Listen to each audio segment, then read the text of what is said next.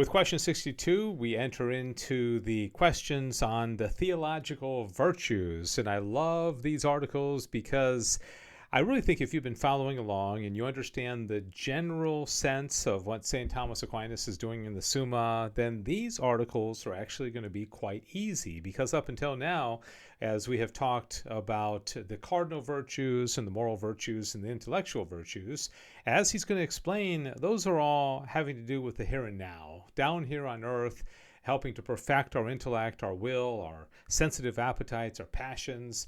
Now, with theological virtues, he's stepping it up into the supernatural realm, which means that unlike Aristotle, who didn't have theological virtues, he had virtues, but not theological ones, St. Thomas Aquinas is concerned about the virtues that have God as their object, the virtues that are going to not only make us be good down here and our actions conforming to reason, but conform to the proper object, which is God. So that's what he is going to be getting at here.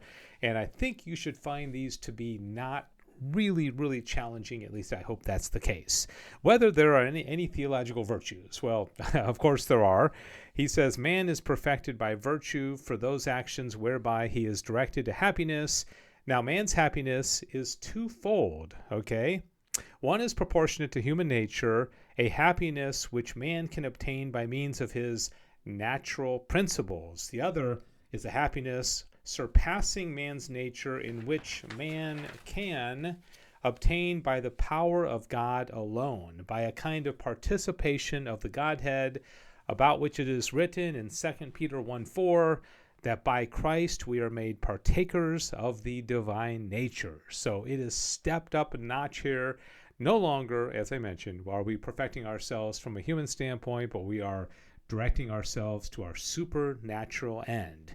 Thomas continues, and because such happiness surpasses the capacity of human nature, man's natural principles, which enable him to act well according to his capacity, do not suffice to direct man to his same happiness.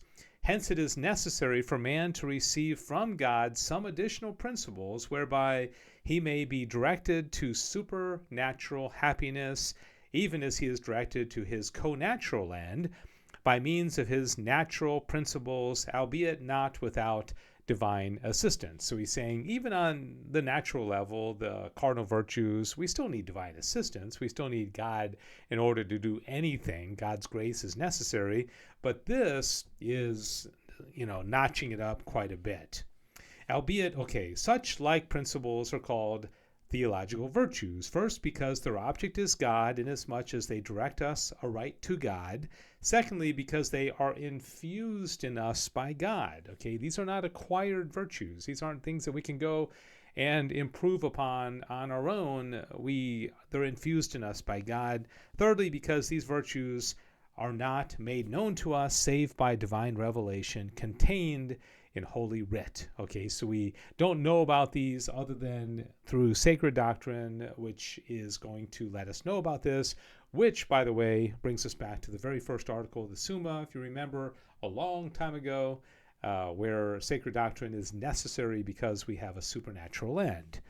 Article 2, whether the theological virtues are distinct from the intellectual and moral virtues, and I've already mentioned that this is the case. He said habits are specifically distinct from one another in respect of the formal difference of their objects. Now, the object of the theological virtues is God himself, who is the last end of all, as surpassing the knowledge of our reason. On the other hand, the object of the intellectual and moral virtues is something comprehensible to human reason, wherefore the theological virtues are specifically distinct from the moral and the intellectual virtues. Article 3, whether faith, hope, and charity are fittingly reckoned as the theological virtues. Well, of course they are, we know that, but why so? Why these three things? The theological virtues direct man to supernatural happiness in the same way as by the natural inclination man is directed to his connatural end.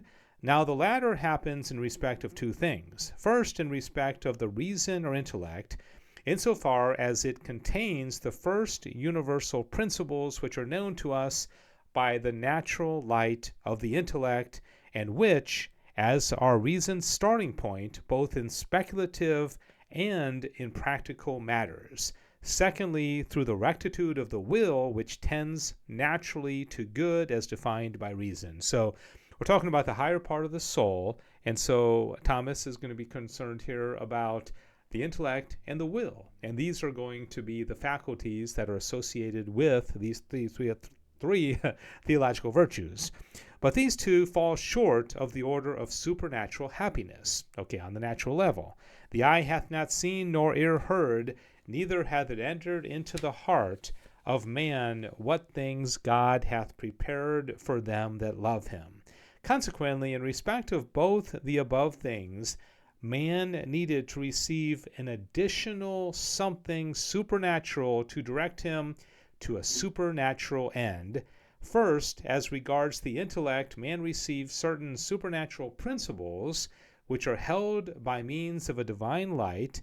These are the articles of faith. Okay, these are the things that surpass the capacity of our natural intellect, the light of human reason, about which is faith. Secondly, the will is directed to this end, both as to that end as something attainable, and this pertains to hope, and as to a certain spiritual union whereby the will is, so to speak, transformed into that end, and this belongs to charity. For the appetite of a thing is moved and tends towards its connatural and naturally, and this movement is due to a certain conformity to the thing with its end. Okay, so these are how faith, hope, and charity are associated with the intellect in the case of faith, and the will in regard to hope and charity. Hope, of course, it has not yet attained what it's hoping for, otherwise it wouldn't be hope. Charity rests in that which it desires. Article 4, whether faith precedes hope and hope charity. I have a picture of a banana split here because when you saw that banana split, you might have desired to have a banana split. But the desire came because you first saw it and it entered into your mind. You came to know it through that picture, right? You abstracted the phantasms, if you remember that. And then you desired it. And then if you were to actually be able to get it and eat it, then you would be resting in it. So keep that in mind. Whether faith precedes hope and hope charity.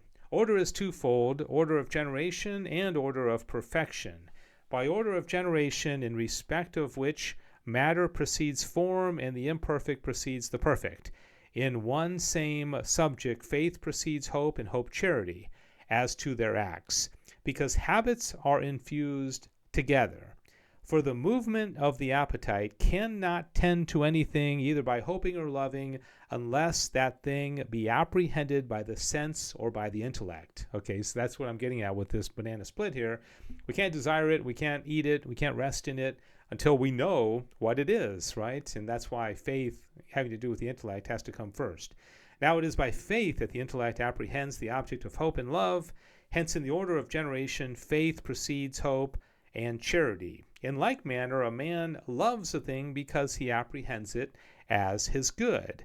Now, from the very fact that a man hopes to be able to obtain some good through someone, he looks on the man in whom he hopes as a good of his own. Hence, for the very reason that a man hopes in someone, he proceeds to love him, so that the order of generation, hope precedes charity as regards their respective acts. But in the order of perfection, charity precedes faith and hope, because both faith and hope are quickened by charity and receive from charity their full complement as virtues.